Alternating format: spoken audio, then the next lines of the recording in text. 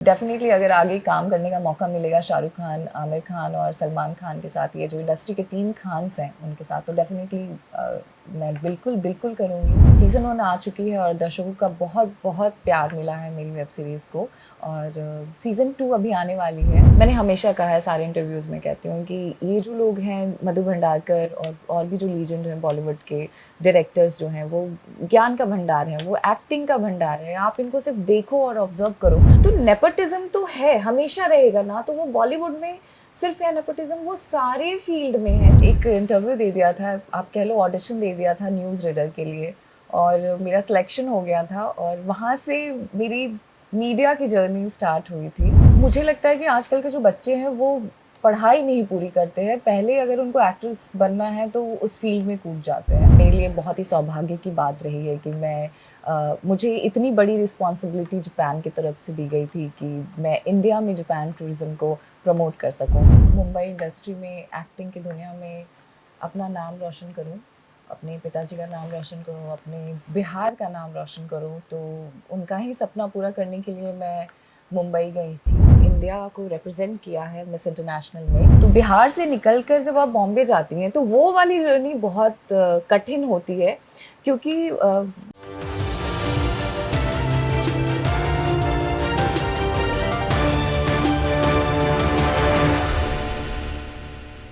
आदाब नमस्कार, मैं हूं अजरा और आप देख रहे हैं मंथन टुडे। इस वक्त हमारे साथ Bollywood actor Miss India International Ayesha Aman है। बहुत बहुत स्वागत है हमारे स्टूडियो में आपका। Thank you so much for inviting me over. मुझे यहाँ आमंत्रित करने के लिए बहुत बहुत धन्यवाद जी। आपकी अपनी जर्नी के बारे में बताइएगा। आपका जो बॉलीवुड करियर जो बिहार से लेके आप मुंबई तक कैसे गई?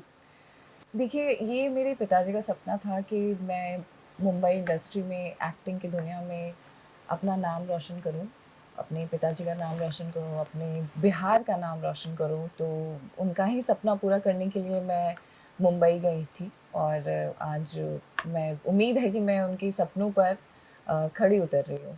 अच्छा, आपने अपने करियर की शुरुआत न्यूज़ रीडर से स्टार्ट किया था। जी। और आप न्यूज़ रीडर को मतलब वो मीडिया छोड़ के आप बॉलीवुड तक कैसे चले गए? क्या ऐसा इंस्पिरेशन आया आपको मन में? देखिए, न्यूज़ रीडर ही नहीं, मेरी सबसे पहली जो जॉब थी वो स्कूल टीचर की थी। मैं 12th में थी और मैं एक प्राइवेट स्कूल में 10th तक के बच्चों को पढ़ाती थी। उसके बाद मेरी एडमिशन हो गई इंजीनियरिंग में और कॉलेज में रहते हैं तो आपको पॉकेट मनी मिलता है और भी ज़्यादा पॉकेट मनी के लिए आप कुछ काम करना चाहते हो, जो कि लगता है कॉलेज के बाद, क्लासेस के बाद आप कुछ करो और तो कुछ पॉकेट मनी अर्न हो जाए। तो इसी सिलसिले में मैंने ना एक इंटरव्यू दे दिया था, आप कह लो ऑडिशन दे दिया था न्यूज़ रीडर के लिए और मेरा सिलेक्शन हो गया था और वहाँ से मेरी मीडिया की जर्नी स्टार्ट हुई थी। तो ऐसा कुछ इंटेंशन नहीं था मेरा करियर बनाने का मीडिया में, बट कहते हैं ना कि आप चलो तो रास्ता बनते जाता है, रास्ता खुलते जाता है, वही हुआ। देखा जाए तो आप मिस इंडिया इंटरनेशनल 2015 में भी आप थी। जी। तो इस कैसे वहाँ पहुँची? जी, मैं मिस इंडिया इंटरनेशनल 2015 भी रह चुकी हूँ। इनफैक्ट मैंने इंडिया को रिप्रेजेंट किया है मिस इंटरनेशनल में और मिस इंटरनेशनल जो पैजेंट है वो one of the oldest pageant of the world है। ये जापान में होता है हर साल। आप जब इंडिया को रिप्रेजेंट करते हो तो जो वहाँ की कंट्री जो जापान है, जब आप टूरिज्म एम्बेसडर होते हो तो आपको अपनी कंट्री में जिस कंट्री के आप एम्बेसडर होते हो, उस कंट्री के कल्चर को, उस कंट्री के कस्टम्स को आपको अपनी कंट्री में रिप्रेजेंट करना होता है। तो मुझे लगता है मेरे लिए बहुत ही सौभाग्य की बात रही है कि मुझे इतनी बड़ी रिस्पॉन्सिबिलिटी जापान की तरफ से दी गई थी कि मैं इंडिया में जापान टूरिज़्म को प्रमोट कर सकूं। जी, जी, बहुत ही अच्छी बात है। अच्छा, बॉलीवुड फ़िल्म में भी आपने काम किया जैसे कि इंडिया लॉकडाउन में, जिसके डायरेक्टर हैं मधुर भंडारकर और जी। इस फ़िल्म की काफ़ी तारीफ़ की गई है।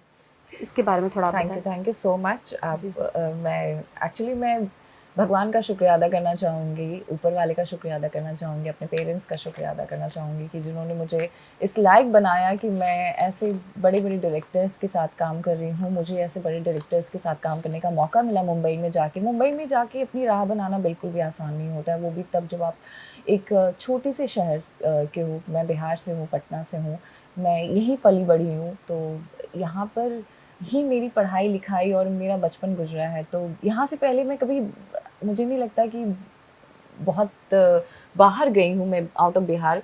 बट जब मुझे मौका मिला तो एक्टिंग की दुनिया में कदम रखा जब मैंने, तो मुझे बड़े बड़े डायरेक्टर्स के साथ काम करने का मौका मिला, तो बहुत ही अच्छा एक्सपीरियंस रहा। ये लोग एक ज्ञान का भंडार हैं ये लोग, और मैंने हमेशा कहा है, सारे इंटरव्यूज़ में कहती हूँ कि ये जो लोग हैं मधु भंडारकर और भी जो लीजेंड हैं बॉलीवुड के डायरेक्टर्स जो हैं, वो ज्ञान का भंडार हैं, वो एक्टिंग का भंडार है। आप इनको सिर्फ देखो और ऑब्जर्व करो, तब भी आप बहुत कुछ सीख सकते हो एज एन एक्टर। तो मेरे लिए तो बहुत ही फॉर्चुनेट रहा है। मैं बहुत ही फॉर्चुनेट रही हूँ कि मुझे इन लोगों के साथ काम करने का मौका मिला। जी जी। अभी जैसे बिहार गवर्नमेंट में भी आप देख सकती हैं कि सब्सिडी मूवीज में किया जा रहा है, स्टार्ट हुआ है, इसके जी। बारे में आप बताइए। बिहार गवर्नमेंट की जो नई स्कीम है, फ़िल्म नीति से संबंधित है, जो बिहार में अगर आप फ़िल्म शूट करते हो तो आपको सब्सिडी मिलती है। इससे बहुत सारी चीज़ों को बढ़ावा मिलेगा, जैसे कि बिहार में लोग बाहर से आएँगे फ़िल्म को शूट करने के लिए, तो उनको फ़िल्म शूट करने के लिए प्रोत्साहन राशि जब दी जाएगी, तो उससे बिहार के पर्यटन को बढ़ावा मिलेगा। यहाँ के जो लोग रहेंगे लोकल, वो शूट में इन्वॉल्व होंगे, तो उनको भी रोज़गार मिलेगा। तो बहुत सारी चीज़ें होंगी यहाँ पर फ़िल्म सब्सिडी के थ्रू, और यहाँ के लोगों को एम्प्लॉयमेंट मिलेगा, यहाँ के पर्यटन को बढ़ावा मिलेगा। फर्स्ट वेब सीरीज आपकी जो थी इंस्पेक्टर अविनाश, और सेकंड वेब सीरीज सेकंड फिर आपका आ रहा है, तो उसमें क्या देखने को अलग मिलेगा? देखिए, मेरी जो फर्स्ट वेब सीरीज़ थी वो इंस्पेक्टर अविनाश रणदीप हुड्डा जी के साथ है, और सीज़न 1 आ चुकी है और दर्शकों का बहुत बहुत प्यार मिला है मेरी वेब सीरीज़ को, और सीज़न 2 अभी आने वाली है। तो मैं आशा करती हूँ कि ऑडियंस ऐसे ही अपना प्यार देते रहें और मुझे अपना भर भर के आशीर्वाद देते रहें, ताकि मुंबई में मैं ऐसा ही अच्छे अच्छे काम लेकर आप लोगों के सामने आ सकूँ। बिहार से जिस तरह से आप मुंबई गई, तो क्या क्या टैकल आपके रास्ते में, कितनी मतलब बाधाएं आए? क्योंकि नेपोटिज्म को ही ज़्यादा यहाँ पर देखा जा रहा है कि बॉलीवुड में सारे लोग अपने ही फैमिलीज़ को ही ऊपर करते हैं। जी। तो आप एक मतलब बोला जाए तो बॉलीवुड से नहीं थी। तो जी। आप जब वहाँ पहुँची तो किस तरह का आपको मतलब परेशानी देखने को मिला? देखिए, सबसे बड़ी परेशानी तो जो होती है, जो बाधा आप कह रही हैं जी, बिहार से निकलने की होती है। जी। तो बिहार से निकल कर जब आप बॉम्बे जाती हैं, तो वो वाली जर्नी बहुत कठिन होती है, क्योंकि यहाँ की जो मेंटालिटी है, जो हमारी सोसाइटी है, वहाँ से निकलना, वो भी एक लड़की को बहुत मुश्किल होता है। अगर आपके पेरेंट्स सपोर्टिव नहीं होंगे, आपके परिवार वाले सपोर्टिव नहीं होंगे, तो वो और भी मुश्किल हो जाती है चीज़ें। लेकिन मेरे लिए मैं अपने आप को लकी कहूँगी कि मेरे परिवार वाले, जो मेरे माता-पिता जी हैं, जो मेरे भाई हैं, वो लोग काफ़ी सपोर्टिव रहे हैं। रही बात नेपोटिज़्म की, तो देखिए, ऐसा है कि नेपोटिज़्म एक ट्रेंडी वर्ड हो गया है, मुझे ऐसा लगता है। अ, अब जिसकी दुकान होगी, जिसके फ़ादर की दुकान होगी, डेफ़िनिटली उसकी जो गद्दी गोली जिसको कहते हैं हमारे बिहार में, उस जी, पर जी। वो अपने बेटे को ही बिठाएगा, अधिकार उसी का होगा।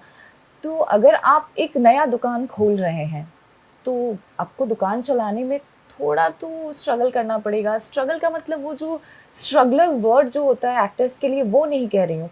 आपने नया दुकान अपना चलाया, आपने नया बिज़नेस सेटअप किया, तो जी। उसको स्टार्ट करने के लिए, स्टार्टअप आपका जो है, उसको आगे बढ़ाने के लिए जो भी आपको करना होता है, आप करते हो। तो नेपोटिज़्म तो है, हमेशा रहेगा ना, तो वो बॉलीवुड में सिर्फ़ है नेपोटिज़्म, वो सारे फ़ील्ड में है। चाहे वो आप किसी भी शॉप में जाओ, किसी भी मॉल में जाओ, या कहीं पे भी जाओ, इनफैक्ट घर में भी।